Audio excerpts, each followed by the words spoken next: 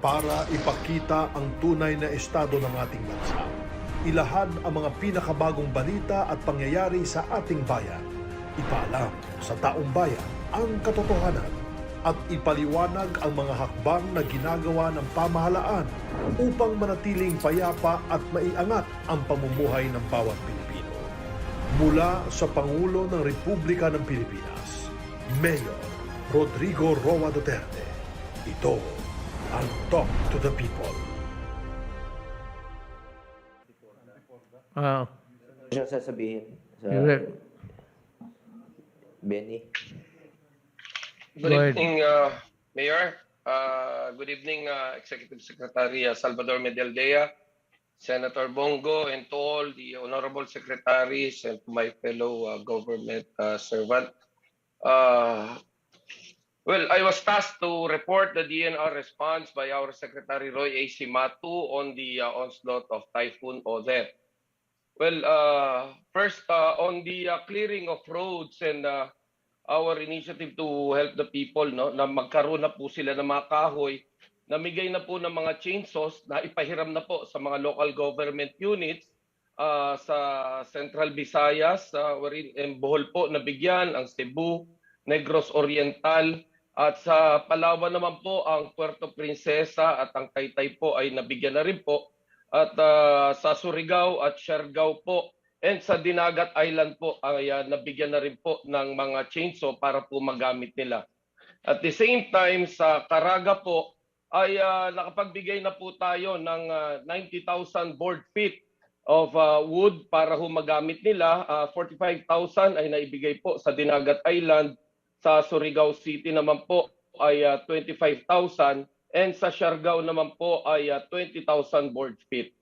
Now on the report naman po, when it comes to dito po sa Surigao ay nakapagbigay po ng 2 tons na relief goods po ang DNR sa tulong po ng ating Philippine Air Force, no po.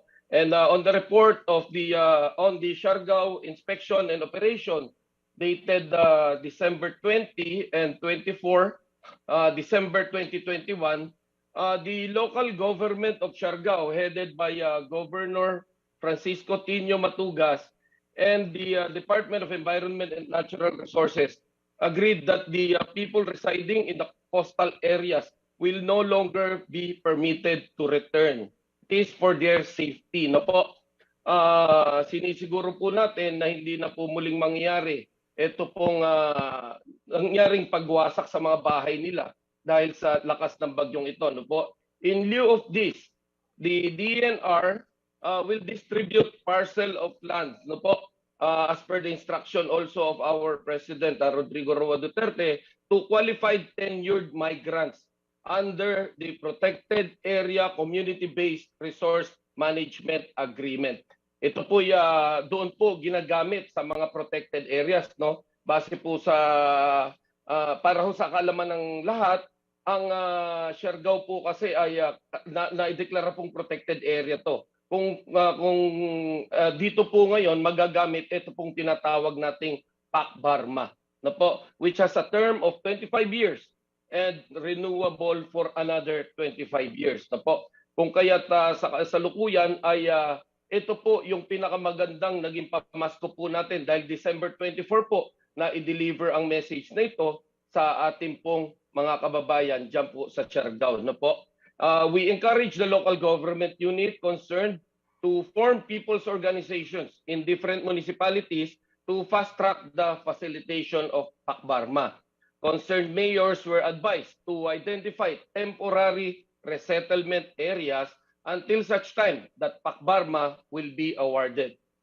Ang ating pong Caraga Regional Office was also instructed to mobilize nurseries in the region for the tree planting activities in Siargao. Dahil based on the inspection po, almost 80% po ng mga puno natin na napakagaganda po along the roadside, lahat po talaga nasira at nagtumbahan po. We also activated people's initiatives for the coastal cleanup to remove the debris, no, that were stuck in the shoreline. Again, sakali pong magkaroon ng malakas na alon o malakas na ulan na naman, maaari pong malagay sa alanganin ang ating pong mga kababayan dyan.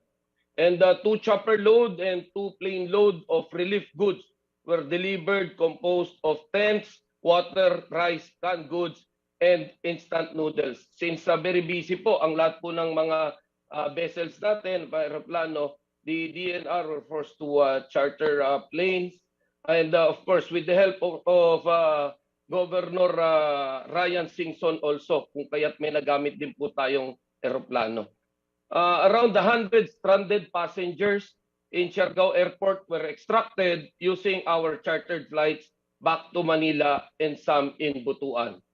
More or less 200 stranded passengers were left for the next flight, were also fed by the DENR team.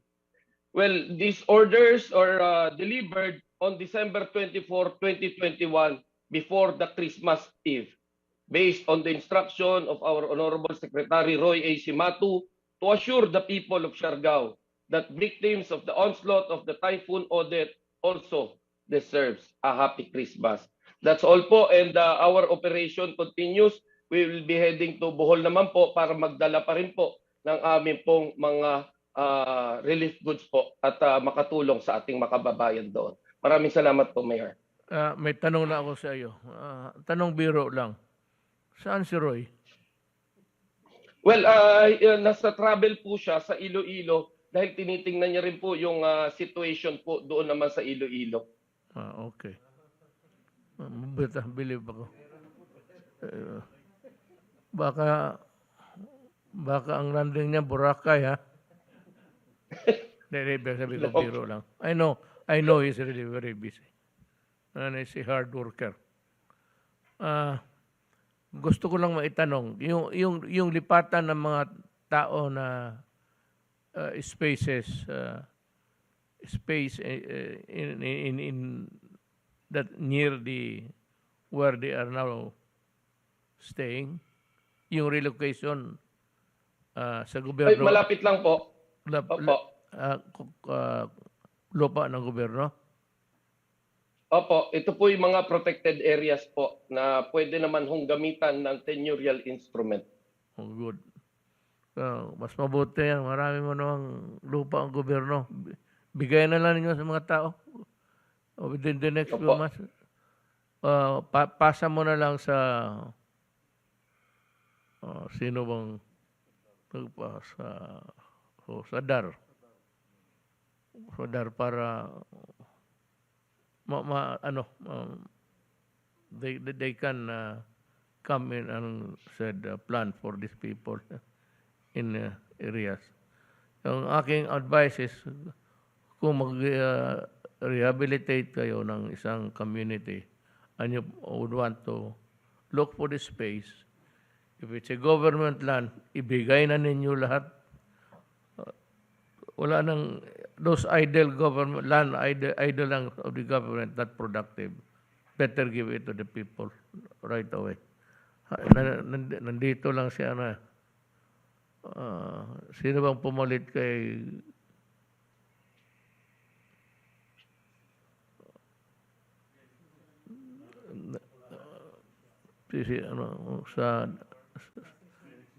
sa DAR.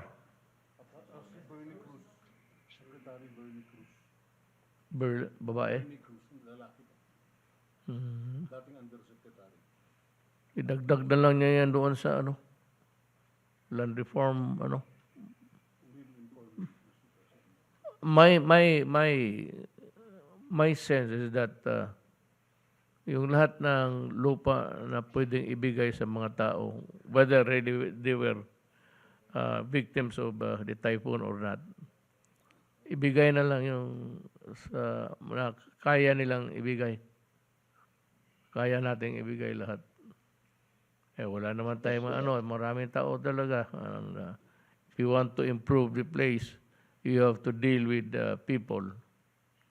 And most of them are marginalized or are really very poor na walang malipatan. So, kailangan, bilisan ninyo ng konti. Pero si Casillones, made a good, for the time that he was with the cabinet, he made a significant act of giving so many lands. I think malaki ang naibigay natin sa gobyerno.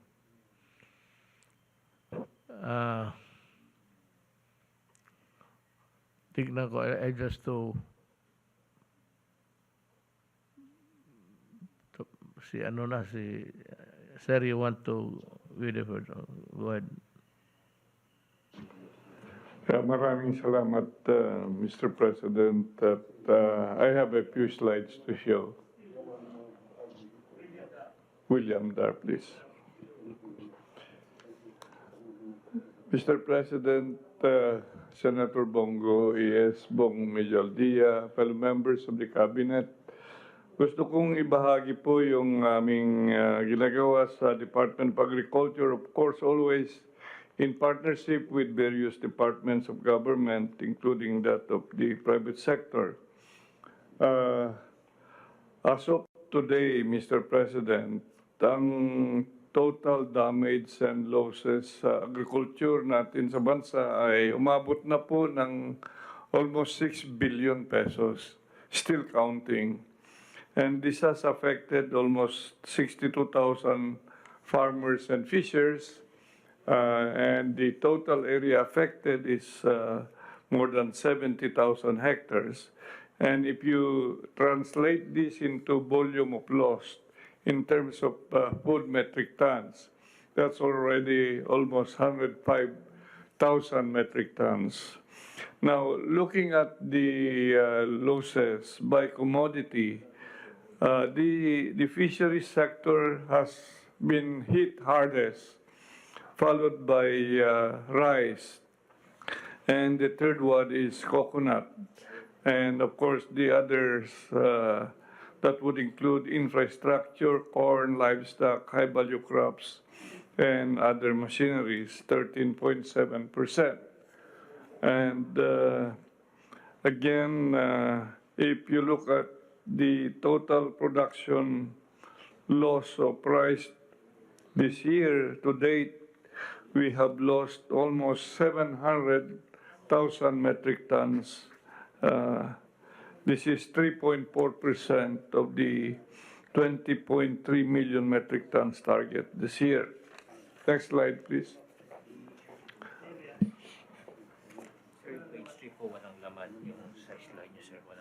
Okay, next. Okay, these are the available interventions. Mr. President, we are lining up a 1 billion quick response fund for the rehabilitation of affected areas chargeable to the 2022 budget, which is already almost a week from now. And second, we have ongoing now distribution of the indemnification to affected farmers. Philippine Crop Insurance Corporation is having this 828 million pesos to pay almost more than 12,000 farmers for that matter. I mean, 12,000 pesos average per farmer. So if you have the, we can pay almost 69,000 farmers for areas, I mean, in those areas affected by Typhoon Odette. The other intervention is we have from the Agricultural Credit Policy Council set aside 500 million pesos as a survival and recovery assistance program, and this will be good for 20,000 farmers and fisherfolk, and each given a loan of 25,000 pesos. The other interventions, next slide please. We have this prepositioned rice seeds, 314 million worth, 129 million worth of corn seeds, 57 million worth of assorted vegetables, from the 2021, and we can add more from the 2022 budget. These are already ready for distribution to those affected farmers. The Bureau of Fisheries and Aquatic Resources has already extended assistance to affected fisher folk at the amount of 47 million pesos and continue to procure more materials for the construction of boats, for that matter, fishing boats. And on the intervention coming from the Philippine Coconut Authority, of course, as I mentioned, coconut is one of the most devastated commodities, about 25.7%. They have deployed chainsaws also in Southern Leyte, 50, in Siargao, 30, and 50 additionally will come for Caraga region. So next slide. These are the available seeds reserved, Mr. President.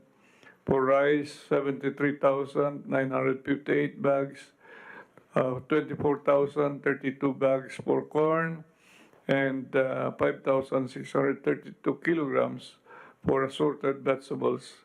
And this is for the various regions affected by Typhoon Odette. Next slide will give us the details where the Crop Insurance Corporation will be distributing the indemnification. So here it is shown by region, Region 4B, 6, 7, 8, 10, and Caraga. So the giving of this indemnification, Mr. President, starting already. Next slide, please. Now, these are the activities we have done prior to the coming of the Typhoon Odette with the early warning given by the USTP card and also the activities that we did during and after. So as number one, we advise farmers and fisher folk to harvest matured produce. And along this area, we have saved about 655 million pesos. Number two is the prepositioning of seeds for rice, corn, high-value crops, drugs, and biologics for livestock and poultry. Then we, after the typhoon, we did conduct rapid damage and needs assessment, both ground and aerial documentation. We continue also to monitor food supply situation from, in those affected areas and mobilizing food supplies like rice from areas that are surplus. And so far so good, Mr. President. We do not have a big problem in terms of rice. Rice is so much available in most of the areas, but of course there are those areas that have been just slightly affected because of logistics concern. Next slide. Yes, debris management and provision of planting materials have been started. We also mobilize the Kadiwa on wheels. We now have the facilitation of this insurance or indemnification, including that of loan programs, and the provision of and repair as well of fishing boats. We continue to manufacture through our procurement agents fishing boats that will be distributed to the affected areas, Mr. President. Next slide. This is what I was saying, that as a result of the early advisory of the department, we have saved almost 655 million worth of rice and corn. Now, before closing, Mr. President, we would like to assure the public that mayroon tayo pong sapat na pagkain. Of course, we just need to mobilize them from one area to the areas where they are needed most. And we hope that we would like also to mention that on top of what is now mentioned here, we are still having about 3 billion pesos that will be distributed these next 5 weeks for this rice farmers financial assistance. So, nandyan lahat po ang tulong ng national government, and we are in partnership with local government units to see to it that the farmers and the fishers are properly attended to and supported, Mr. President. Marami pong salamat. Maraming salamat, Secretary Da.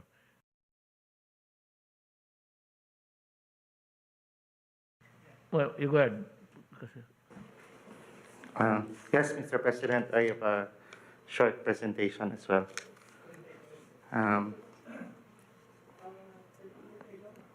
Mr. President, and to the members of the Cabinet, good evening.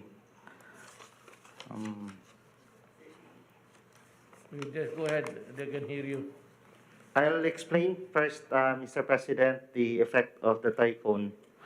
Immediately after the typhoon passed, the telecommunications were badly hit, primarily because the typhoon also affected the fiber transmission lines of the towers. Not many towers went down, but the primary problem of the typhoon path, dito po lalo na sa may Surigao, sir, ang tinamaan po dito are the fibers that connect the towers from each other.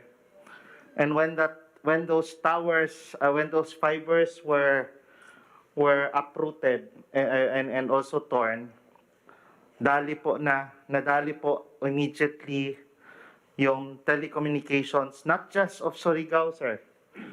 Immediately after the typhoon hit this place, most of Mindanao even went dark in terms of telecoms, because that connection of our internet and telecoms flow from this path po. So kung napansin nyo po, around December 17, 18, wala pa rin po kayong masyadong interrupted pa rin dito sa may Davao even, and most of Mindanao. And then sir, dito sa Bohol and Cebu and the Negros Islands, the effect po yan, because although some of the towers have generator sets for 2-3 days, naubos po agad, sir. The lack of power from Bohol and Negros affected the sustainability of the telecommunications as well. So, and the same is true for Palawan, sir. So, dual, sir, no? Yung towers, kahit hindi sila naputol ay natumba, ang problema ay the power lines that sustain the telecommunications went down. Next slide, please. Immediately after po, we created Task Force Odette. We asked Yusek Alan Silor, our Head of Emergency Communications, to head the team. And we also asked our directors from various regions to plan the logistics and transport. I'm so thankful for Secretary Lorenzana. He volunteered to deploy our flyaway VSATs and gensets to Surigao and Siargao. Next slide, please. I'd like to explain, sir, the total loss of communication to all the places was so disruptive that we had to create a two-pronged approach of the restoration, of the augmentation. Sir, a lot of people are asking, is it is it our job to be able to restore the cellular signal? Sabi ko sa mga Globe, Smart, and dito, they were asking me, how can I help? I said, don't bother with emergency comms. Your job is to restore immediately what you can with your service. Concentrate in restoring your service. So for example, si Smart, nagpapatulong siya mag-transport ng mga tao at kagamitan. I help them, we help them rather, the ICT help them transport their people and equipment to the places. Because sir, for example, noong December 17, they were lining up like normal people in the ports. So, we asked I called the PPA, sir, to say, paunahin mo yung Smart and telco people aboard with all their equipment. So they had to jump the line, sir. So sorry na lang for all the passengers, sama ng tingin, but we really asked them to prioritize the telco. So our two-pronged approach, Mr. President, is that immediately we have to first provide emergency communications to the local governments, primarily, sir, the governor and their mayors. So for example, sir, when you asked us to go to Surigao and Siargao on December 19, we went there, sir, and I'll show later, we were brought to by chopper. People were congregating, they were so happy and said, we don't have food. We just have one sat phone. And when we went there, when we arrived there, they were so happy, sir, because at long last, Mayor Elizabeth Matugas will now be able to communicate with her brother, the governor of Surigao. So that's how bad it is, sir. 3 days na po yun. So it's really important that we are able to give sat phones to the mayors.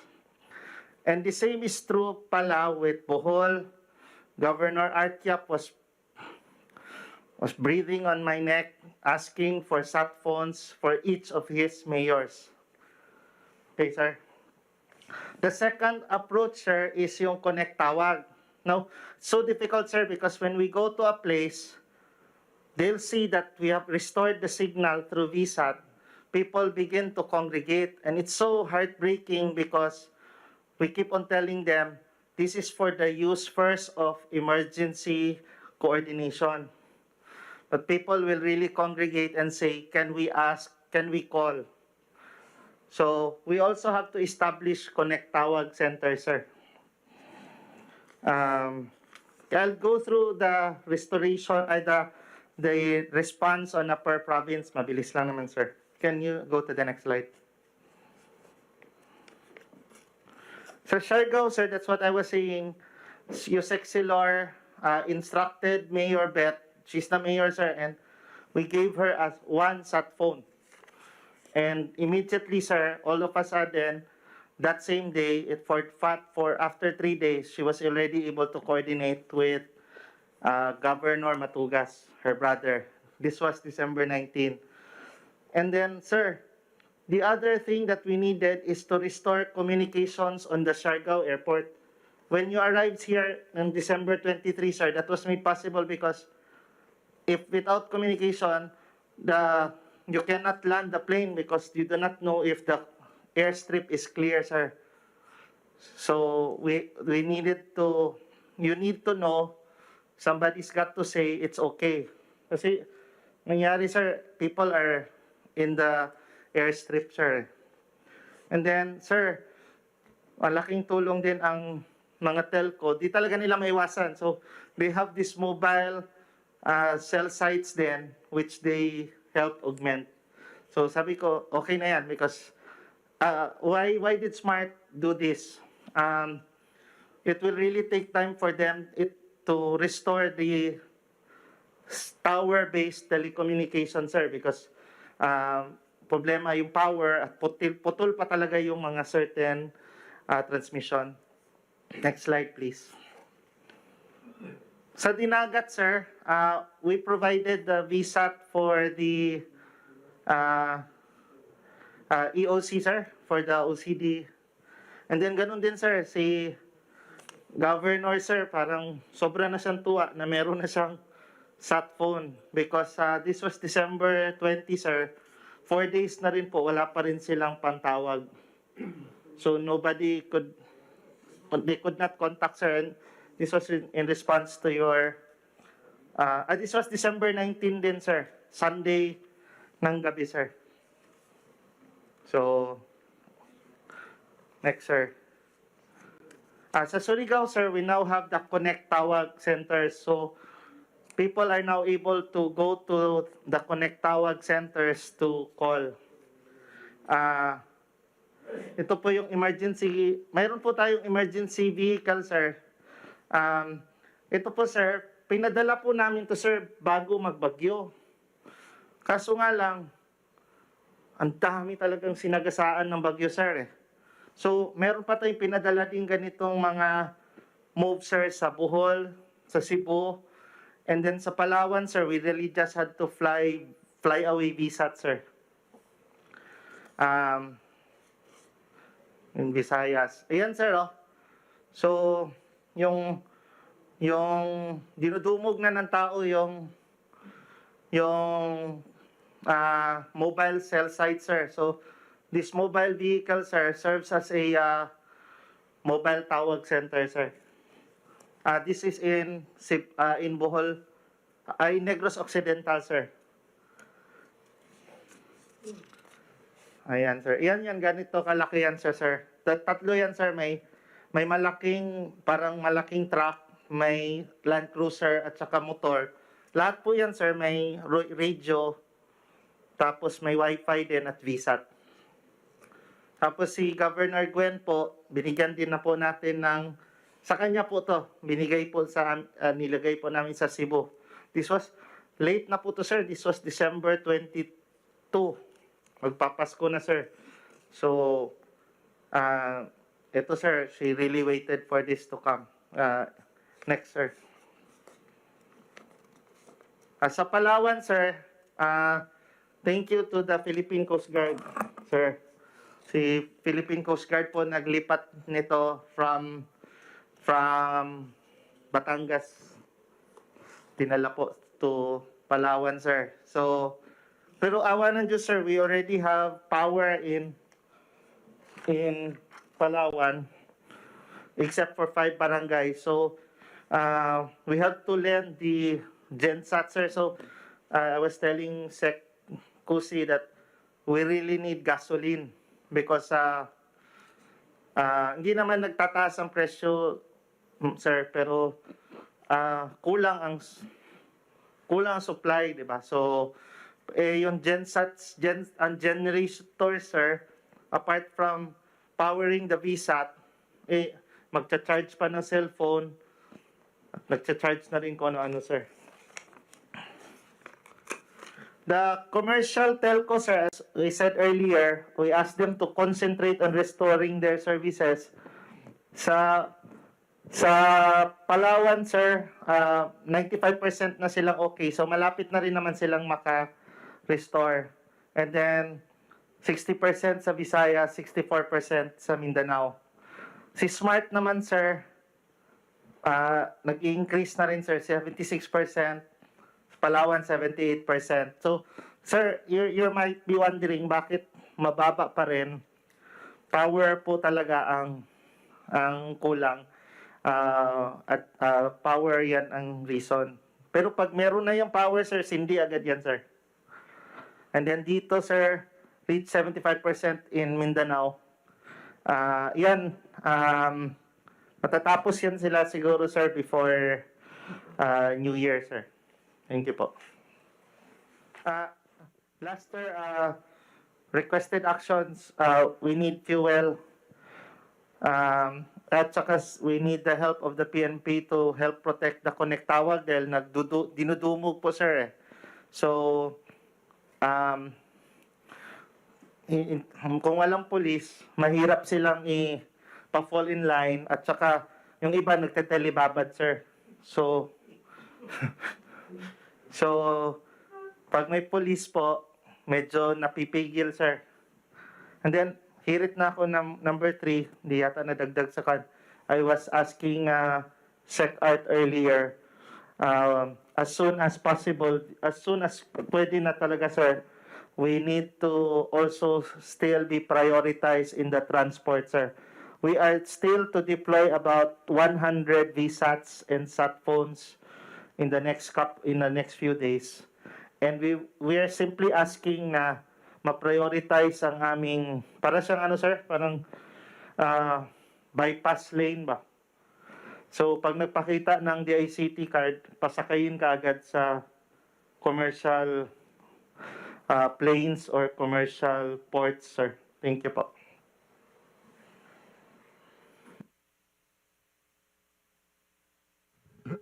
I will call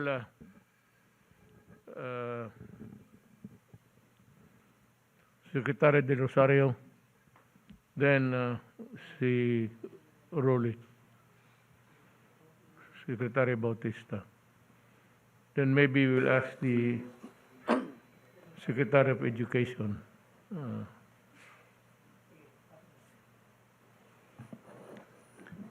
Thank you, Mr. President. Fellow cabinet members, ladies and gentlemen, good evening. Sir, I'll be giving an update on the department's response to Typhoon Odette on the extent of damage to residential houses in the affected areas. We have a total of partially damaged 339,327 and totally damaged 167,077 for a total of 506,404. Actually, this is not the final figure because as of yesterday, Mr. President, it was only 478,000. So just for a day of reporting, it increased by 28,000. So it's now 506,404. And from the damaged houses, we can see among the regions where the Typhoon Odette hit the different areas. And basically, it concentrated into 5 regions. Region 4B, Region 6, Region 7, Region 8, and Region 13. Based on our estimate, the total and partially damaged houses may reach to about 600,000, Mr. President. Next slide, please. This is shelter assistance provided by the International Organization for Migration and USAID. It distributed shelter-grade tarpaulin sheets which can accommodate one family of 4 to 6 members with a size of 4 by 6 or 24 square meters. A total of 5,598 shelter-grade tarp sheets were handed over to the LGUs in Cebu, Bohol, Southern Leyte, and Region 13. Pinakamarami, sir, sa Region 13 because of the damage in Dinagat Islands and Siargao. Also, coordination was made with the Philippine Coast Guard for the distribution of the following tarpaulin sheets: 14,000 shelter-grade tarpaulin sheets, 250 modular tents for evacuation centers, and 1,310 solar lamps. And likewise, it has available 1,000 shelter repair kits for distribution, composed of GI sheets, lumber, plywood, tarps, nails, and carpentry tools. Today, 700 kits arrived in Butuan City, and this will be distributed mostly in the Siargao and Dinagat Islands. In Southern Leyte, 300 kits will arrive in Maasin on December 31, 2021. And all this is through the assistance provided by the International Organization for Migration and USAID. Next slide, please. This is the National Housing Authority Shelter Assistance per instruction of the President, wherein we are to provide 5,000 cash assistance to initially to 97,500 families worth 487.5 million pesos in Region 4B, Region 6, Region 7, 8, 10, and 13, composed of 16 provinces, 5 cities, and 1 district, which is Siargao. And the total number of beneficiaries is 97,500 for a total of 487.5 million pesos. The distribution is started today and expected to be completed by Wednesday, Mr. President. And ways forward to complete the 100 million commitment per province by the President. This will be completed by January of 2022, Mr. President. And the procurement of housing materials for targeted island LGUs with on-site delivery of the construction materials will be undertaken from January to March of 2022 because of the procurement process and the delivery of the construction materials, Mr. President. Next slide, please. Now, on the part of the PAG-IBIG Fund, the 12 million members of PAG-IBIG Fund, especially those living in the identified affected regions, 6 regions, we allocated 5 billion as calamity loan for members in areas affected by Typhoon Odette. And the calamity loan, every member can borrow up to 80% of their total PAG-IBIG savings with the lowest interest rate of 5.95 per annum and payable of up to 3 years with a grace period of 2 months. In this scheme, Mr. President, if a PAG-IBIG member will borrow 20,000 pesos, they will pay about 600 per month for a period of 3 years. And they start paying on the 3rd month once their application was approved. And they can apply online if the communication is stored in their respective areas. They can apply online to avail of the calamity loan, and we have allocated 5 billion for that. Next slide, please. So that's all, Mr. President, with regards to our shelter assistance. Salamat, Secretary De Rosario. I'll give the floor to Secretary Bautista, DSWD.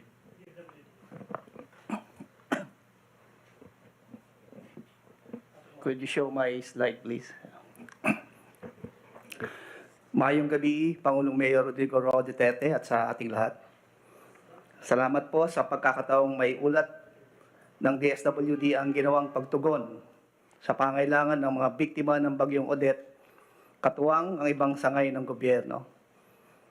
Ang aking pong iulat ay naglalaman ng mga datos ukol sa mga programa at serbisyo ang ating naiabot sa mga mamayan ng Regions 4B, 6, 7, 8, 10 at Caraga. Bago pa dumating ang Bagyong Odette, nagplano at nagsagawa ang mga DSWD field offices ng mga paghanda at mga preparasyon gaya ng pre-disaster risk assessment analyst group meeting, pag-activate ng quick response teams, pag-preposition ng family food packs sa mga estratehikong lokasyon, at patuloy na pag-repack ng food packs and non-food items. Ang kabuong bilang ng ating family food packs, next slide please, na nakapreposition bago dumating ang bagyo sa mga affected regions ay nasa humigit kumulang 100,000 family food packs na nagkakahalaga ng 60 milyong piso. Makikita po sa slide ang breakdown per region. Next slide. Sa kalagayan naman po ng mga pamilya at individual na na-displace dahil sa Bagyong Odette, may 7,400 evacuation centers ang binuksan sa mga apektadong rehiyon. Nasa halos 700,000 pamilya ang namamalagi rito o katumbas ng mahigit 2 milyon individual. Samantala, ang mga nasa labas naman ng evacuation centers, next slide.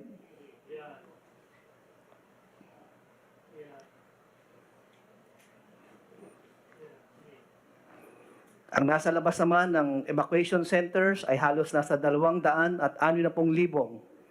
pamilya o katumbas na 960,000 individual. Next slide. Narito ang buod ng mga programa at serbisyong na ihatid natin sa ating mga kababayan. Umabot na sa humigit 175,000 family food packs ang ating naibigay sa mga nasalanta ng bagyo. Tuloy-tuloy din ang pagsasagawa natin ng mga assistance to individuals in crisis situations, payout para sa burial, medical at financial assistance ayon sa assessment ng social workers. Ang inisyal na halagang ating naibigay ay umabot na sa 400,000 piso at patuloy din tayo nagbibigay ng mga psychosocial support services. Next slide. Okay. Narito rin po ang buod ng mga family food packs o FFP's augmentation natin galing sa main warehouse ng Pasay City at sa iba't ibang field offices na dinala sa mga apektadong rehiyon. Sa kabuong bilang, mahigit sa 100,000 family food packs na ang ating na-augment sa mga apektadong field offices. Samantala, ang DSWD ang nag-facilitate at namahagi ng mga natanggap nating donasyong food and non-food items mula sa ibang bansa. Lubos po tayo nagpapasalamat sa mga karating bansa sa Asia na sa pagpapaabot ng tulong katulad ng bigas, tubig, generator sets at iba pa. Mula naman sa mga local donors, nakatanggap din po tayo ng food and non-food items na na-transport na sa Surigao sa tulong ng Philippine Coast Guard noong Disyembre 23. Ang iba pang mga donasyon naman ay kasalukuyang nire-repack sa main warehouse ng DSWD sa Pasay City. Ang mga tulong at donasyon po ay hindi natin may paparating sa ating mga kabayan kung hindi dahil sa pag-agapay ng AFP at Philippine Coast Guard. Nais ko lang i-highlight ang tulong na binigay sa atin ng AFP at saka ng Philippine Coast Guard dahil kung wala sila, hindi natin kaagad mapaparating ang mga food and non-food items apektadong probinsya. Ganon din yung ating kapulisan kasi ang ating kapulisan bukod sa peace and order na binibigay nila sa ating mga food and non-food items, sila rin po ang nagbubuhat at nagkakarga pag-akyat ng family food pack sa mga air and naval assets at pagbaba nito sa kanilang mga destinasyon. Tayo ay agarang nakapagmobilisa ng mga air assets sa tulong ng Philippine Air Force na nagtransport ng food and non-food items na may bigat na mahigit sa 100 tonelada sa apektadong rehiyon. Ang Philippine Navy naman ay nagmobilisa rin ng kanilang assets na nagkarga na mahigit na 1,000 at 400 toneladang relief goods patungo sa apektadong rehiyon. Gumamit din ng iba't ibang assets ang Philippine Coast Guard upang tumulong sa pagtransport ng humigit sa 400 toneladang relief goods sa mga apektadong lugar. Sa ngayon ay mayroon pa tayong natitirang standby and stockpile funds na nagkakalaga ng mahigit 860 milyong piso.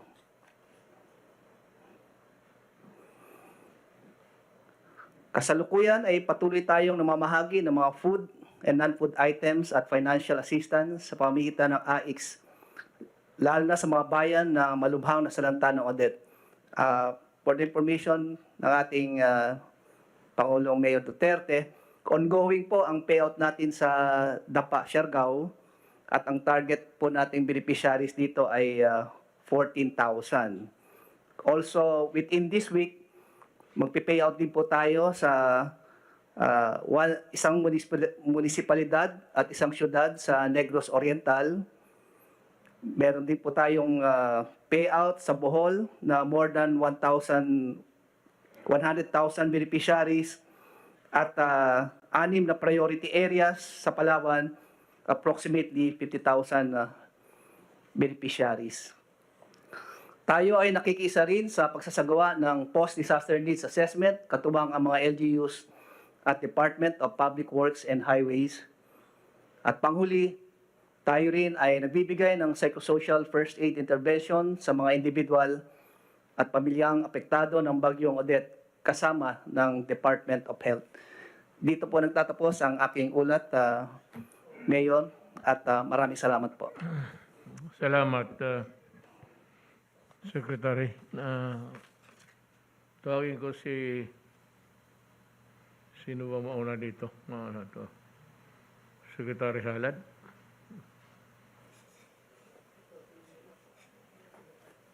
Good evening, Mr. President, to our Cabinet Secretaries and Senator Bongo and other officials. I will brief on the updates regarding the effects and damages and our disaster response in connection with Typhoon Odette. But this will be very brief, Mr. President, because I will be omitting those that were already discussed in detail by the earlier presenters. Next slide, please. So the total number of affected families, according to our latest situational report, is at 1,037,197 families. That is, or 4,049,438 individuals. This came from the 38 provinces and 11 regions affected by Typhoon Odette. And 9 provinces were hit the hardest. These are Dinagat Island and Surigao del Norte in Caraga, Southern Leyte and Leyte in Region 8, Bohol, Cebu, Negros Oriental in Region 7, Negros Occidental in Region 6, and Palawan in Mimaropa. As of the latest report also, Mr. President, we now have 389 dead, 64 missing, and 1,146 injured due to the onslaught of Typhoon Odette. Next slide, please. I'll be omitting this portion of the report, Mr. President, because these were already discussed in detail by the earlier presenters like Secretary Tugade, Secretary Cuse, Yusika Intik, and Secretary Mercado. Likewise, on the damages to houses, infra, and agriculture. Next slide. Next slide, please. In the response of the NDRMC, we are also talking about the different responses of the concerned departments and agencies, so I'll be omitting this report, Mr. President. Next slide. This is the summary of the logistics services that OCD coordinated. A total of 240,000 kilograms of assorted relief goods were flown utilizing transported utilizing air, sea, and land transportation assets of the Armed Forces of the Philippines, Philippine Coast Guard, other government, and private assets. These include 104,340 liters of bottled water and about 90,000 of relief items from the AHA Center of the ASEAN. Next slide, please.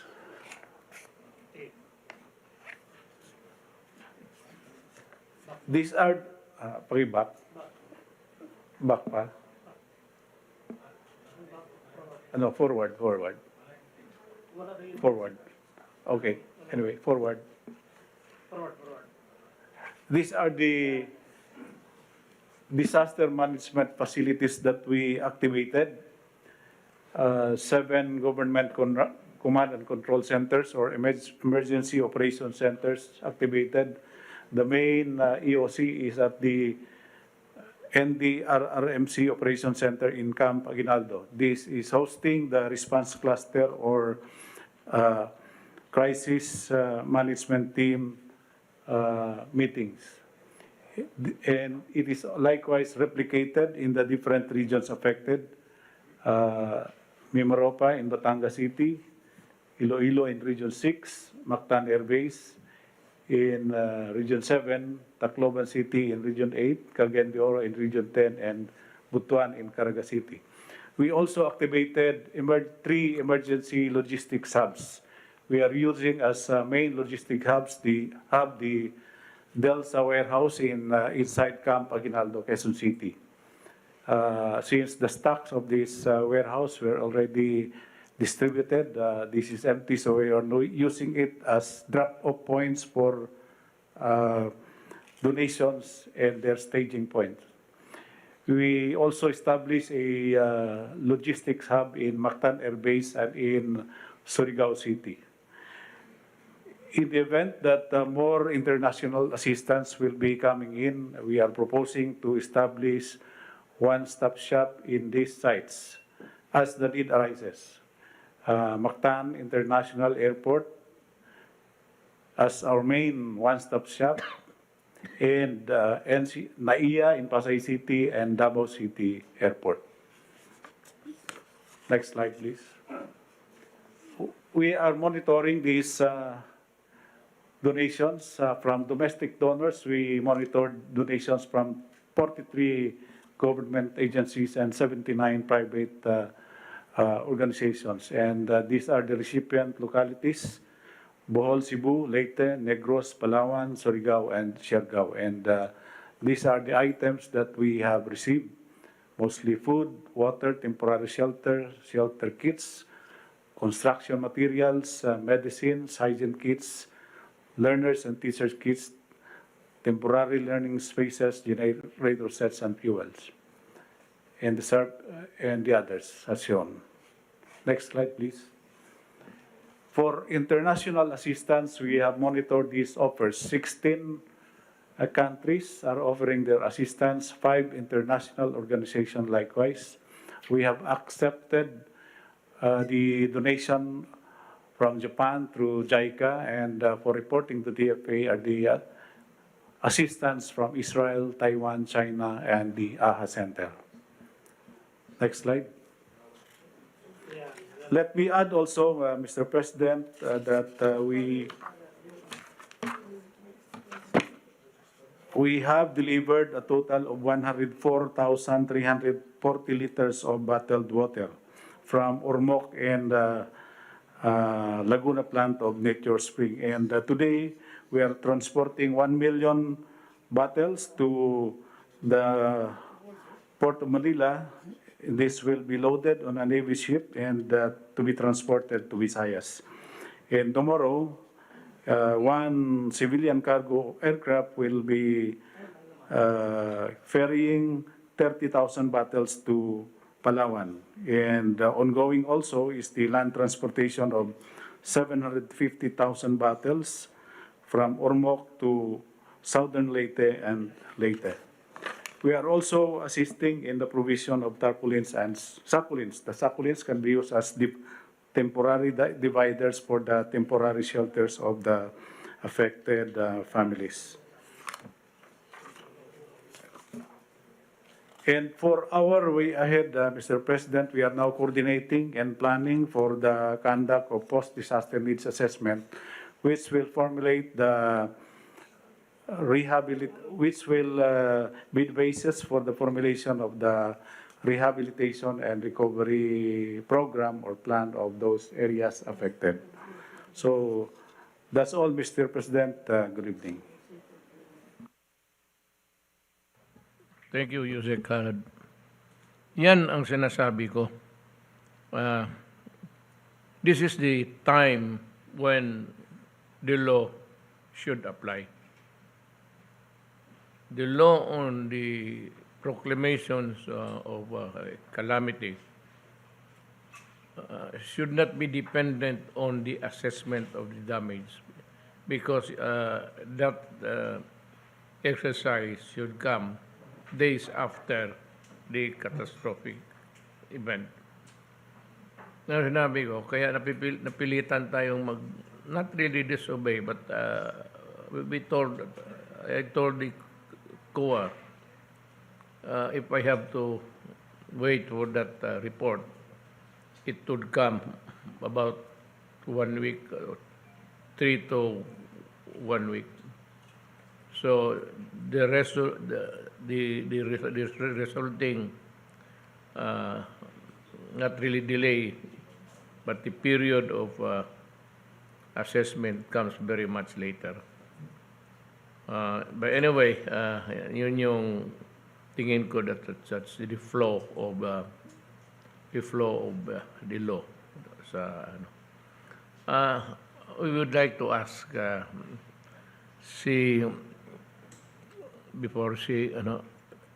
Ma'am Secretary Briones, how are you faring with the face-to-face schooling of the children? We are proceeding with our plans to expand further the face-to-face implementation. Our pilot effort has been very successful.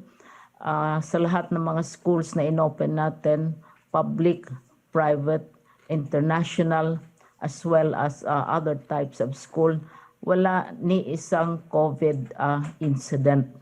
Walang serious incident of ill effects on the children.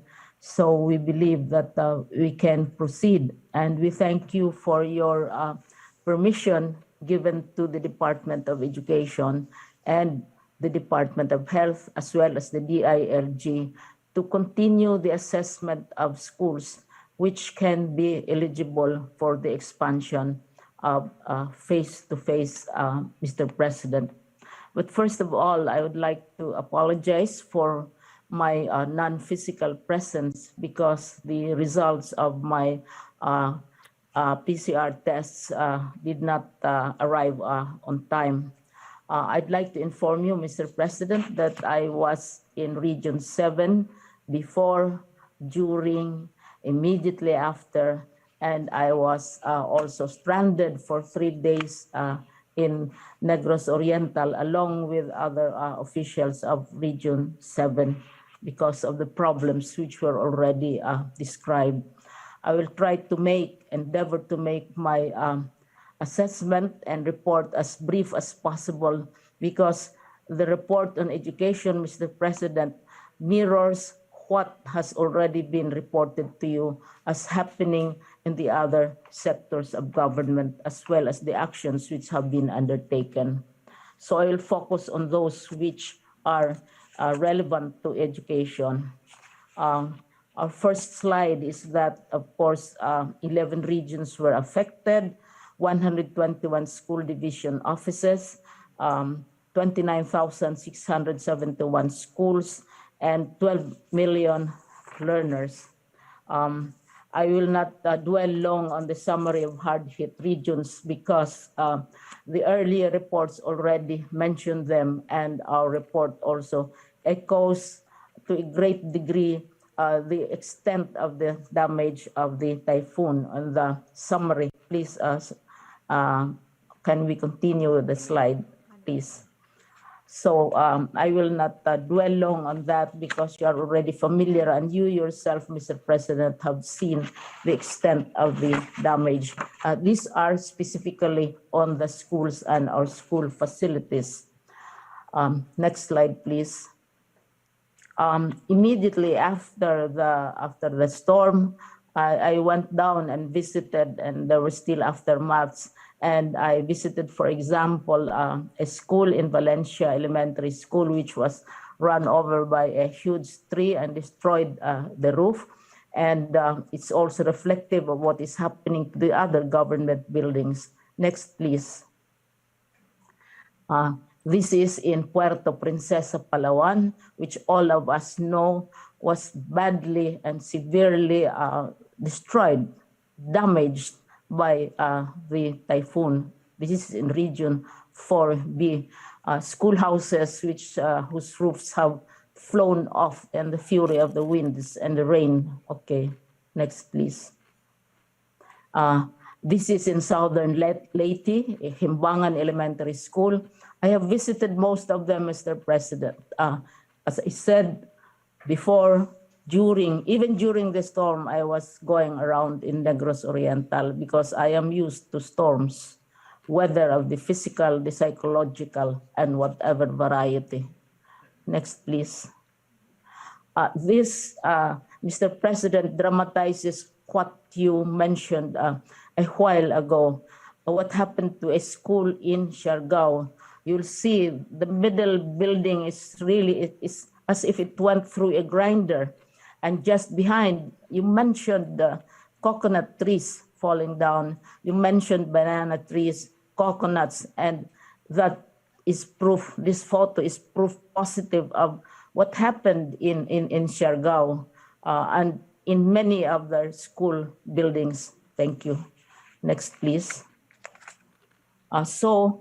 Even as I have always been on record as reluctant for the use of public schools as evacuation centers, without hesitation, on the request of the DILG, we agreed that our public schools can be used as temporary evacuation centers. So we have 656 public schools, 3,671 classrooms also used as evacuation centers. Next, please. In our estimates, because Mr. President, we want to recover, we want to build, but we have to ask how much will it cost to bring us back to what we were before, and perhaps beyond. And we have estimated that it will cost us 3.337 billion to reconstruct 1,086 totally damaged classrooms, which we have counted, and rehabilitate 1,316 partially damaged classrooms. We will probably be looking at the 2022 budget as soon as it is passed, and will plead and beg for consideration, as we will be probably using a portion of the 2022 budget for rehabilitation. Next, please. So we also have a summary. We have been conducting a running total all the time because we knew the storm was coming. We know that every year storms come. So we have a running total of infrastructure damages, cost of repair and reconstruction, and those are the details, Mr. President. Thank you. Next, please.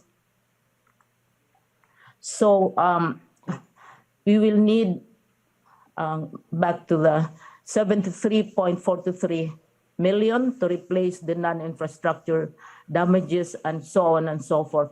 We have tried to be as accurate as possible because this happens every year, ever since I was a child. And so therefore, we know what to expect and what to anticipate. Next, please.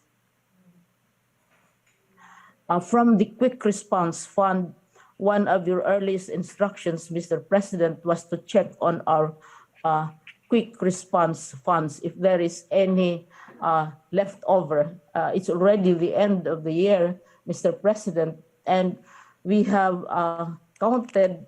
We looked under the pillows, we checked the posts, we looked at our coconut shell banks and so on, and we counted 3.8 million, which is still with our office. And we also counted continuing funds which are available. This is 227 million, which can also be used. And these are savings from current funds and continuing funds, which have already been downloaded to the regional offices. We immediately did this because we know that all the speeches, all the tears in the world will not bring back those buildings, will not bring back our facilities without the necessary financial resources and the cooperation of everybody. Next, please. We also identified, Mr. President, 200 million more in funds with the Department of Education, which we will use to fund the printing of modules which are still necessary for our face-to-face or our blended learning approach. Only yesterday, Mr. President, you sent us instructions that we should also think of the communities. We think of the plight of our teachers, of our staff, and the children and their families. So we have been mobilizing. We have more than 200 partners from the public sector, the private sector, religious organizations, and we have been mobilizing them to contribute, to help out, since we cannot use public funds and for the purposes that was needed.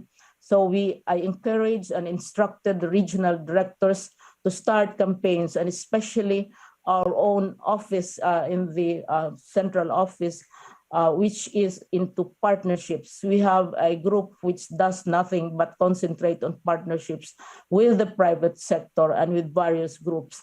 Mr. President, we encourage donations in kind and not necessarily in cash, so that we don't have to deal with the intricacies of financial accountabilities. So, Mr. President, these very briefly are the latest.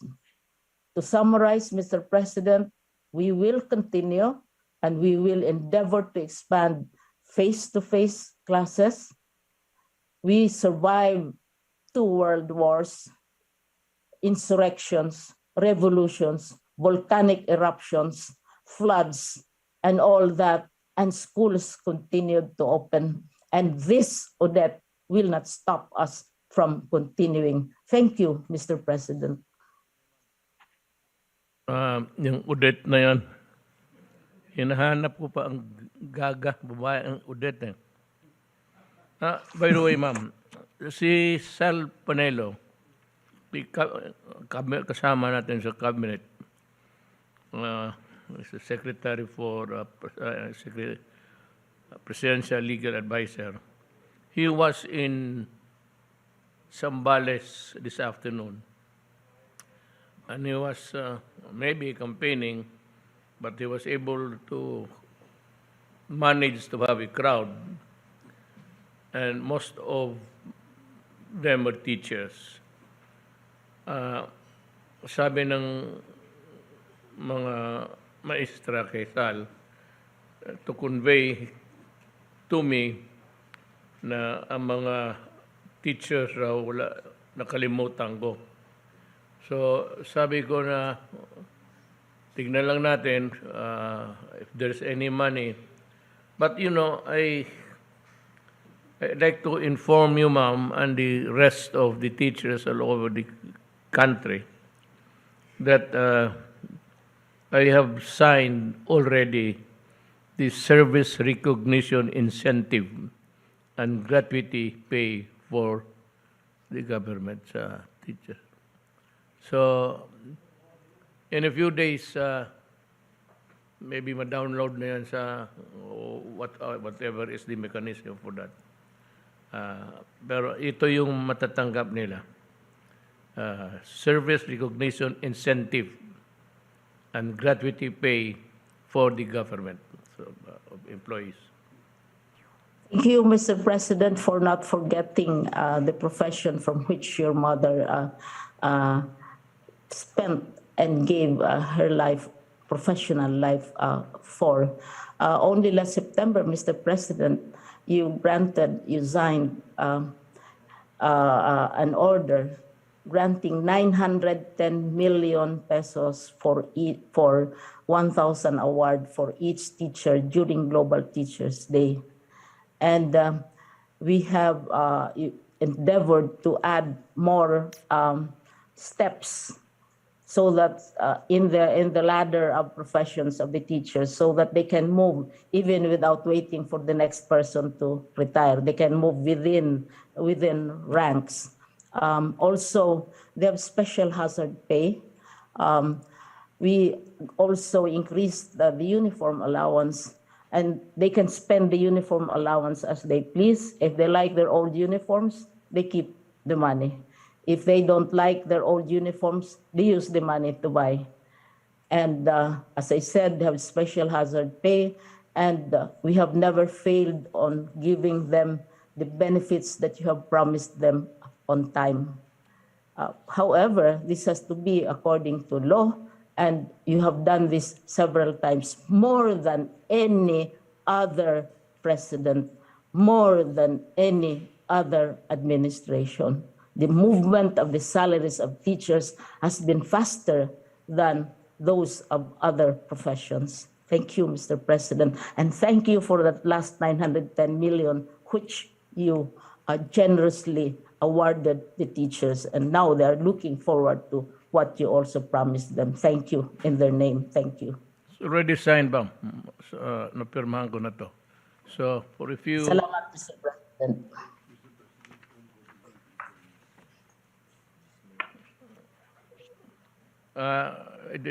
The document I signed was authorizing the grant of service recognition incentive to government employees for fiscal year 2021. So, maraming, I hope that ma-download ito kaagad at least before Christmas, New Year, para bagong taon meron silang hawak na pera. Yan ang pinahabol ko. Ano ma'am, my mother was a public school teacher. So anak lang rin ako ng maestra. So kaya medyo nauuna. You really deserve it. That is what government has formulated and prioritized. So kung ano man yan, it's a delegated power by Congress to authorize the President to may pera na. So, good luck to the teachers. I hope I have contributed a little bit of happiness to them this Christmas More season. than a little bit, Your Excellency, Mr. President. Thank you, ma'am. Now we Thank you. go to yung hinahabol ko, si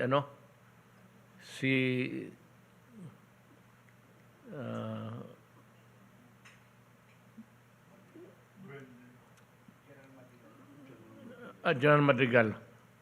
Sir.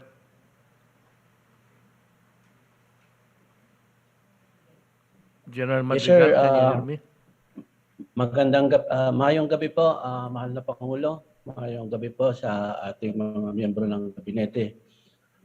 Sa ganang po ng Philippine Coconut Authority, katulad din po ng nabanggit na ni Secretary Dar, ito pong ating mga magnyonyog at ang industriya po ng nyog ay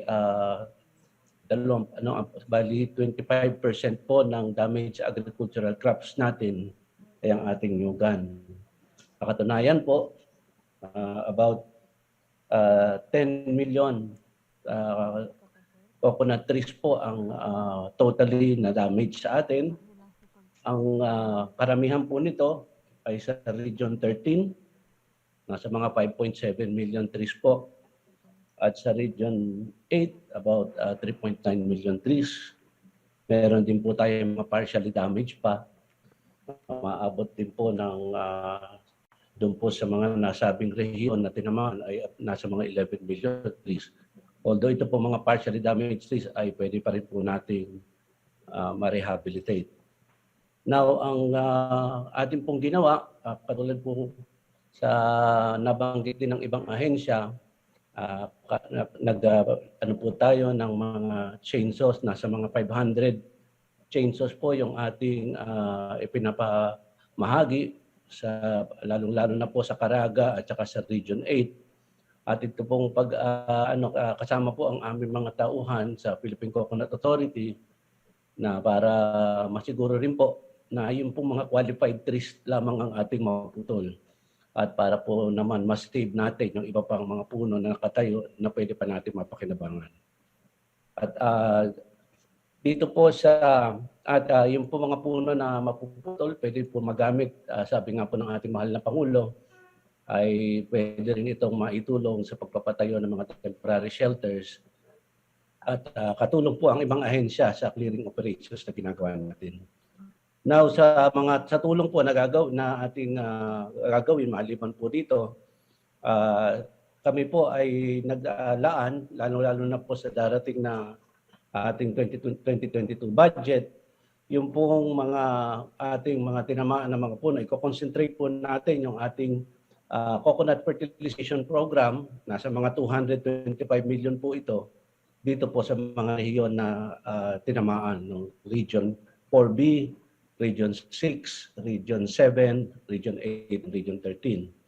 At ganun din po, ito pong ating intercropping sa ating general appropriations po ay nasa mga 34.4 million na doon din po natin i-concentrate para po magkaroon ng pagkain ang ating mga magsasaka. Ito po yung mga short-term crops, short gestation crops, mga vegetables, at saka po mga ruminants na mga hayop na pwedeng mapakinabangan kaagad, hindi lamang ng ating mga magsasaka, kundi ng consuming public din. At ito pong, meron din po tayong yung pong incentivized planting natin, kahit po tinamaan yung mga o nasira, yung mga ibang mga pananim na inaalagaan ng ating mga magsasaka, ay patuloy natin bibigyan din ng incentive po itong ibibigay pa rin po sa kanilang incentive. At ito po kung sa ating pong Coconut Farmers and Industry Development Plan, ngayon po ay ready na rin po kaming may komite. Dumadaan lamang po sa vetting ng mga apat na ahensya, babalik na rin sa pagkakasabi sa batas. Nakuha na po namin ang endorsement ng NEDA, ng DTI. Yun na lamang pong inaantay namin ay yung sa dalawang ahensya po, Department of Finance and yung pong Department of Budget and Management. At ito po ay nakahanda na pong maisumite sa ating mahal na Pangulo para maaprubahan at nang ma-roll out natin po natin ang matag ng iniintay na Coconut Farmers Trust Fund. At kung ito po ay magagawa sa unang taon po, dahil po sa batas ang sabi ay 5 billion, out of the 5 billion na initial allocation, ang nakalaan po doon sa mga na pwedeng magamit sa rehabilitation and social protection sa ating mga magsasaka, umaabot po na mga about 835 million ang nakalaan po doon sa mga rehiyon na nabanggit. Karamihan po dito, farm improvements, yung po mga native livestock na pwedeng ipamigay sa mga magsasaka. Meron din po tayong dairy program doon. Crop insurance, kadagdagan po sa binanggit na Secretary Dar na meron din po doon nakalaan ng mga about 117 million dito sa mga rehiyon na ito na ibibigay po ng Philippine Crop Insurance Corporation. At ang meron din po tayong of course yung sa ating hybridization, yung pong pag-replenish ng ating mga pananim. At ito po sa ngayon, ang ginagawa po namin, yung iba pa rin mga available na mga planting materials natin ay itatransport po natin doon sa mga tinamaan lugar upang makapag-umpisa na po ng replanting ng mga natumbang mga puno. Yun lamang po, mahal na Pangulo, marami po salamat. Salamat po, General Madrigal. Yung gusto kong marinig yung movement rin ng the Armed Forces of the Philippines. May call on the Chief of Staff.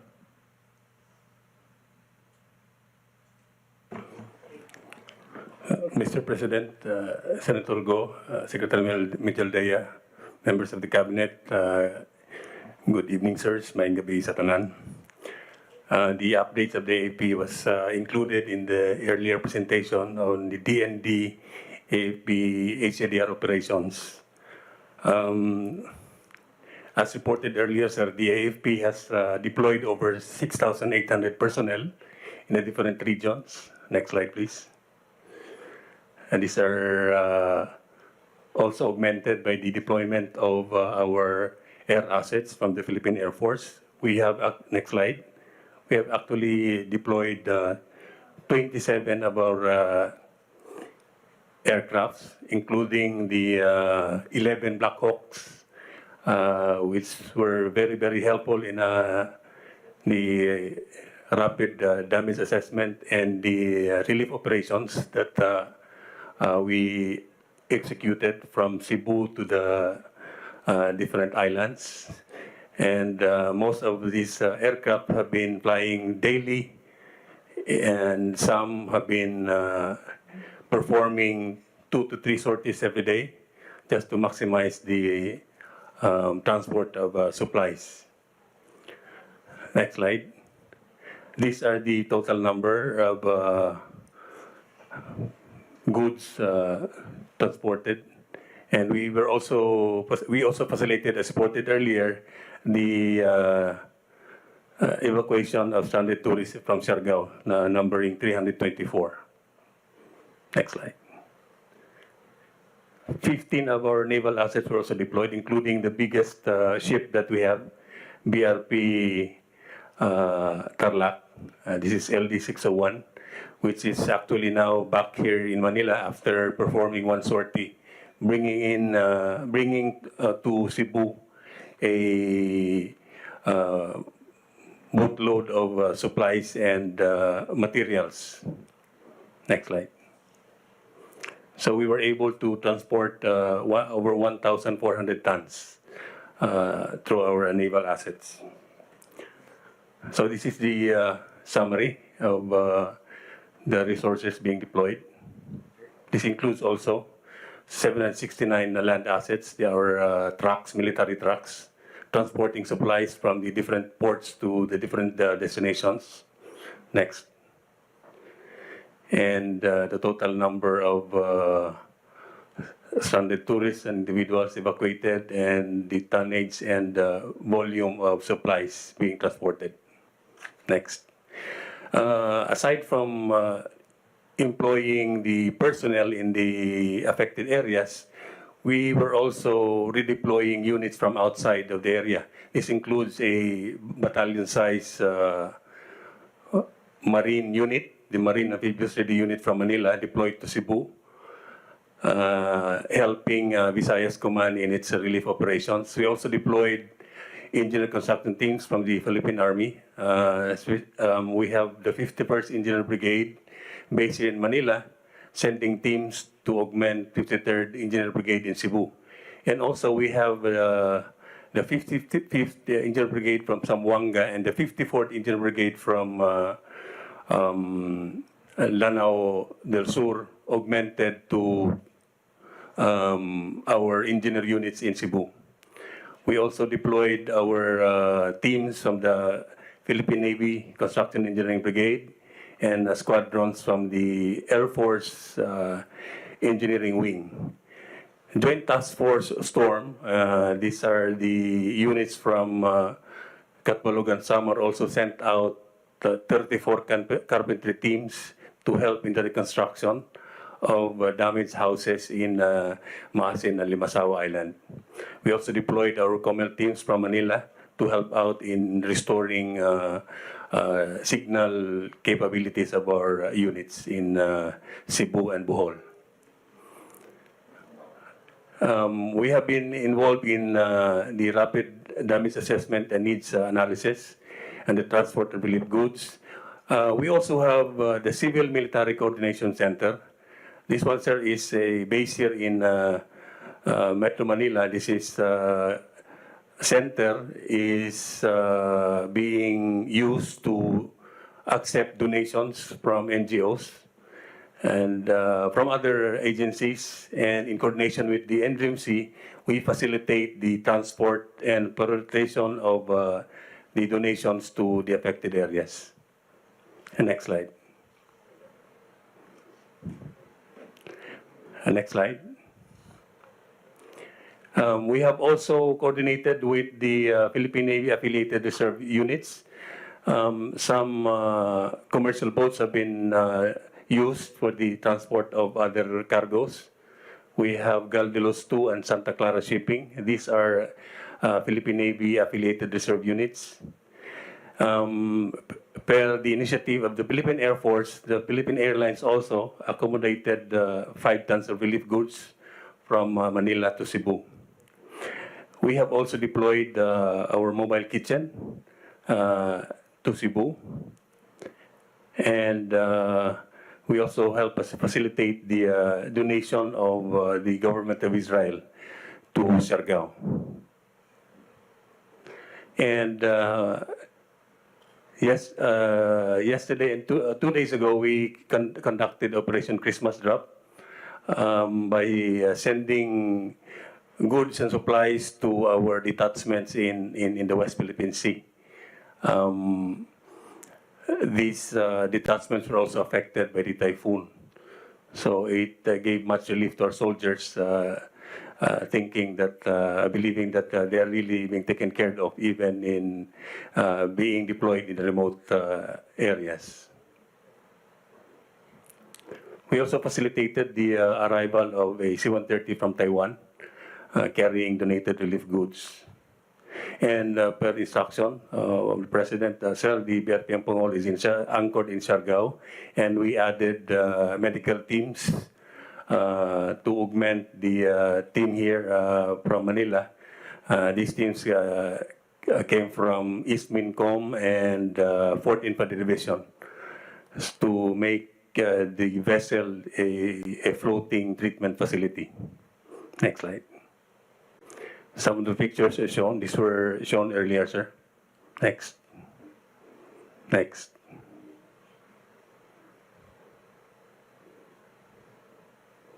Ito yung, please, this is the Navy boat 550, the second biggest Navy boat that we have, sir, carrying trucks. Some of the trucks are owned by Meralco and WSS, helping out in the restoration of power and water supply in Cebu. Next.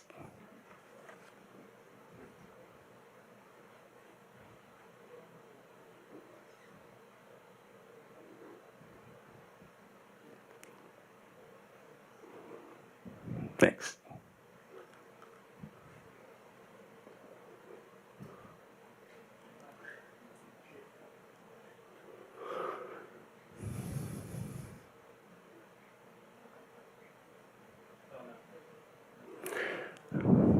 In closing, sir, even as the AFP is deploying forces and personnel in affected areas, we would like to assure the President that the AFP has sufficient forces and personnel securing the other regions of the country, sir. Thank you, sir. Maraming salamat sa AFP. Nakita ko no umikot ako, and I am more than I was gratified by the response of the AFP. Again, para sa the rank and file, and of course to you, General Centino, maraming salamat po. Now, I go down to the Police General Carlos for the updates.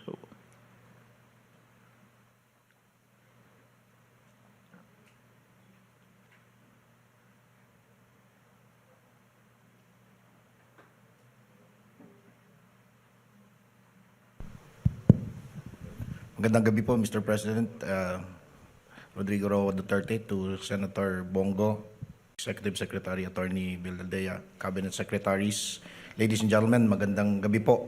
Ito ang ulat po namin ay yung naging bahagi po ng ating pambansang pulisya sa ating pong mga aksyon o tulong dahil sa nangyari pong pagsalanta ng Typhoon Odette. Ang aming pong ulat ay as of December 27 sa araw pong ito. Just a short background po, noong December 14, kami po ay nag-activate po ng aming Subcommittee on Natural Disaster and National Disaster Operating Center pagpasok po nung Typhoon Odette nung December 14. At immediately po ay nag-send out po kami ng advisory sa lahat ng mga police regional offices na maaari pong tamaan ng bagyong Odette. At sila po ay aming binigyan ng instruction na i-activate naman yung kanilang mga respective regional disaster incident management task group. So these are the actions prior to the arrival of Odette or maka-cause siya ng damage. So on the situation update po, makita po natin na we have identified 1,179 evacuation center kung saan po ay tumulong po ang ating mga kapulisan upang ito po ay masecure. At yung meron po tayong recorded po dito na yung atin po mga affected families and affected families of over 1 million at yung affected person is over 4 million. Meron po tayong natala na 99 flooded areas at mayroon hong 570,000 displaced person at naulat na po earlier yung pong mga casualties nitong atin pong nangyari dito kay Odette. Next slide po. Sa part naman po ng Philippine National Police ay meron po kaming mga kasama na ang kanila pong mga kabahayan ay naapektuhan din po. So that's about 6,214 households distributed po from the different regions kung saan po dumaan po itong si Odette. As shown on the screen po are some of the photos of the houses of our PNP personnel na damage din po. And also, we also looked at the different facilities and buildings ng atin pong PNP at meron po tayong damages of 159 offices and buildings at ito po ay nagkakahalaga po ng over 164 million. Yun po yung damages na na-estimate po ng aming engineering service. Next slide po. Sa aming pong deployment, meron po tayong sa search, rescue, and retrieval ay nakapag-deploy po tayo ng 1,676 personnel at meron pa po kaming available 4,248 on standby. At yung aming pong RSSF, nakapag-deploy po kami ng 735 personnel at meron pa po kaming available na 6,145 personnel that can be deployed in case na kailangan pa pong mag-deploy ng ating mga police. At sa iba't ibang mga evacuation center, meron po tayong dineploy na 931 PNP personnel. Nagsagawa po tayo ng 254 rescue operation, 1,070 relief operation at meron po tayong na-rescue na 5,176. Makita po natin dito sa mga photos yung amin pong ginawang road clearing operations, yung pag-rescue, pag-secure po natin sa mga evacuation center at pagtulong po sa mga evacuation center at yung ating pong mga pulis ay atin din pong dineploy to secure yung mga vacated areas at yung pong pagpapanatili ng kaayusan sa mga lugar kung saan po nagkakaroon ng pag-ipon-ipon katulad po ng mga gas station o water refilling station na nakita po natin na dito po pumupunta yung ating pong mga kababayan upang sila ay makakuha po ng supply. Next slide po. At ito naman po yung aming deployment ng aming pong mga mobility asset. Ang aming pong water assets ay mayroon po kaming 43, 43 na patuloy hong nagsisilbi upang magamit ng ating pong mga kapulisan upang maihatid yung mga tulong at yung ating pong mga personnel ay ma-deploy. At nag-redeploy po kami, yung aming pong high-speed tactical craft ay na-deploy po namin sa Region 13 mula po sa Central Visayas at yung isa naman po ay nasa Dumaguete at yung isa pong rubber boat naman po ay nasa Bohol. Meron din po kami isang high-speed tactical craft na galing po sa Region 10 at na-deploy naman po makatulong po sa Region 13 sa Caraga. Next slide. Sa ating pong air assets, yung aming pong dalawang helicopter ay kasalukuyan pong nasa Tacloban. At araw-araw po itong ginagamit upang maghatid ng tulong sa Southern Leyte.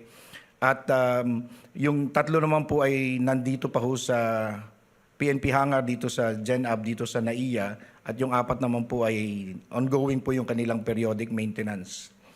So sa mobility asset, kami po ay nag-deploy po ng amin pong search and rescue vehicle na meron pong desalination machine. Ito po ay umalis po ng Bikutan at nakarating po kahapon.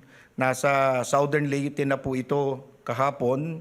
Meron din pong tumawid na po papuntang Surigao at yung isa naman po ay naglakbay papuntang Ormoc upang makatawid naman po papunta sa Cebu. So ito po ay gagamitin natin para makapagbigay po ng additional na supply na tubig galing po sa yung salt water or river water na maaari na buong itong maging potable o mainom na tubig. So the other mobility assets, nakadeploy po ito, 1,579 trucks, patrol cars, at ito po ay kahit yung amin pong nandun po sa aming area police commands ay nagagamit na po namin yung amin pong mga man trucks para makapaghatid ng tulong sa mga lugar na apektado po ni Typhoon Odette. Ito po ay yung amin pong mga SAR equipment and communication equipment. Meron po kaming 65 generator sets na nasa on-site in different areas. 38 additional, meron pa ho kaming maaari pa hong ma-deploy. Ang amin pong satellite phones ay meron po na nasa 5 na nasa Region 6, 3 sa Region 8, total of 8, at meron po kaming available na 2 na nandun naman po sa Area Police Command for Visayas and Eastern Mindanao. So nag-deploy din po kami ng chainsaw sa amin pong ginagawang pagtulong sa road clearing sa DPWH at patuloy ho itong nagagamit sa ating pong road clearing operation. Sa hanay po ng Philippine National Police ay meron po kaming tulong na nakalap. Voluntaryo po ang ating pong mga pulis ay nag-ipon ng kanila pong mga maaring itulong sa aming mga kapatid na pulis na naapektuhan.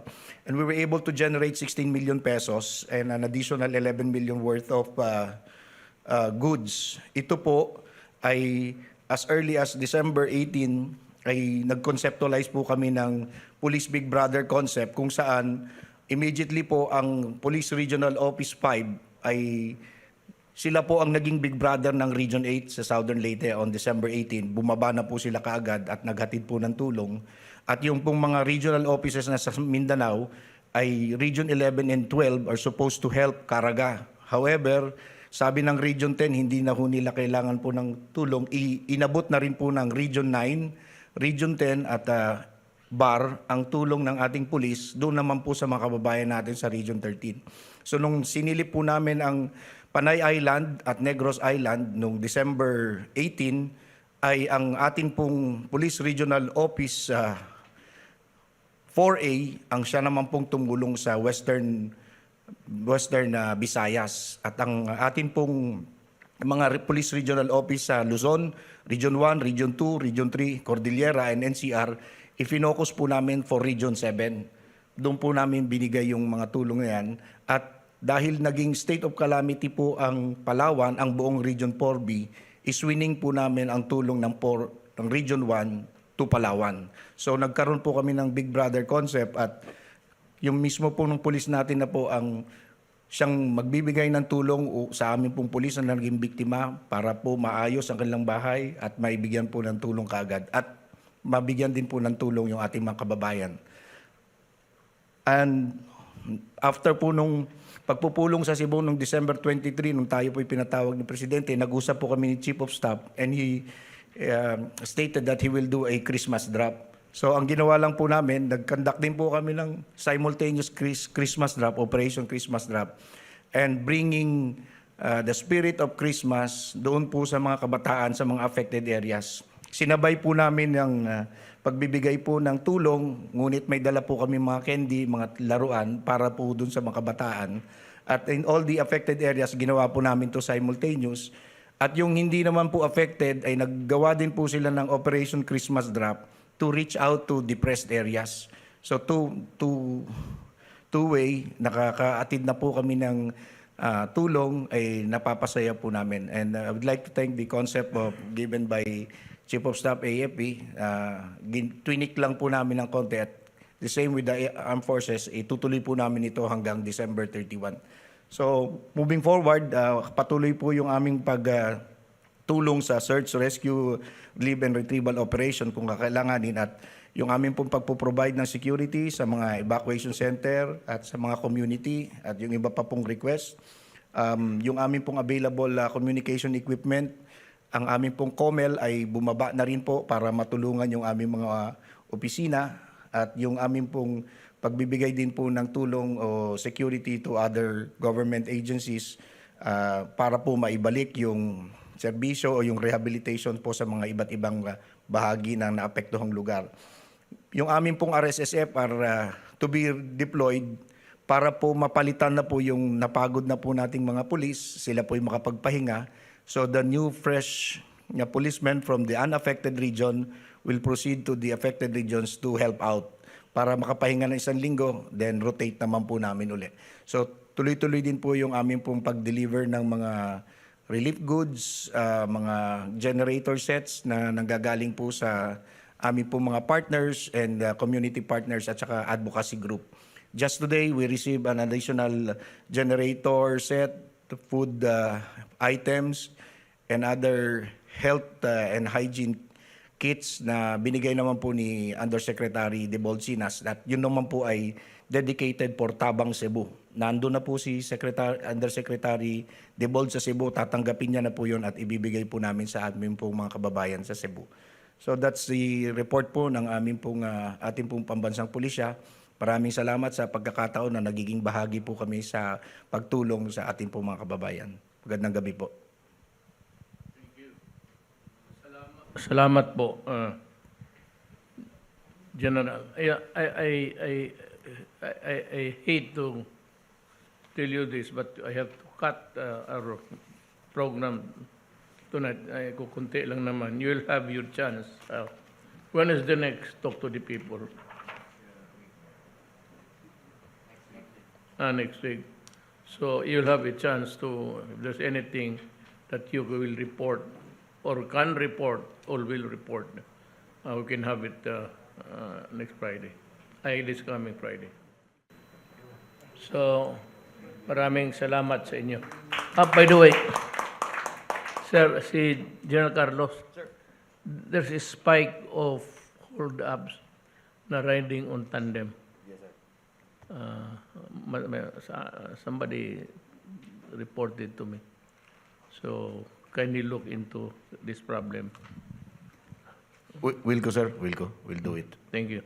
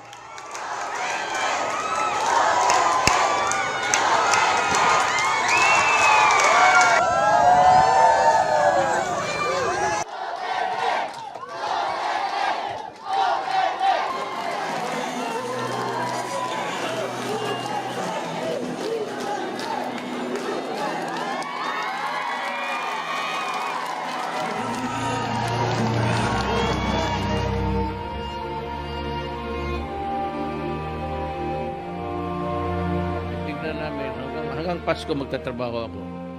Hindi ako mag-New Year. Talagang lalabas ako. Sabi ko mag-overtime kami, ang gobyerno, hindi magsira para baski na Pasko. Sabi ko magsakripisyo na muna tayo. Total, marami ng Pasko sa buhay natin. Sobra-sobra na itong Pasko na ito, ibigay natin sa tao.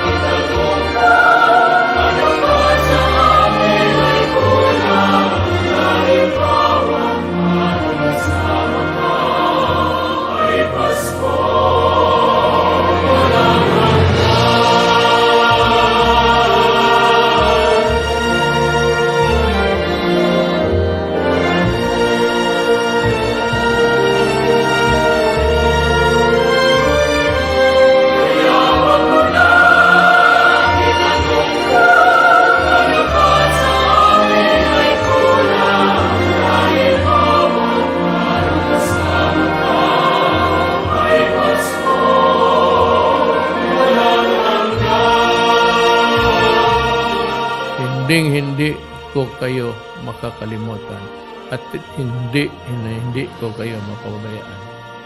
Maraming salamat.